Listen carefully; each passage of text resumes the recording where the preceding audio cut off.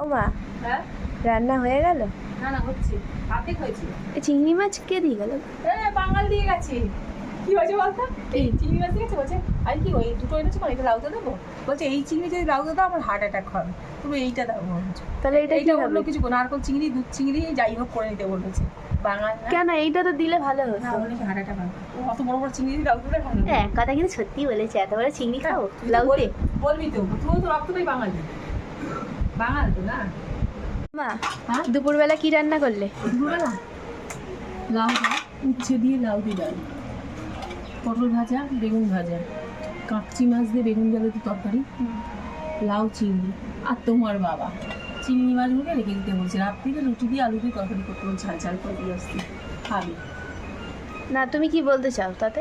আমি কিছু বলতে চাই, আমার মা বিয়ের সময় বলেছিল বাঙালকে বিয়ে করো না, তাহলে বুঝতে পারবে। বুঝতে পেরেছি, কিন্তু কিছু করার নেই, যে ভালোবাসার জন্য মরেছে।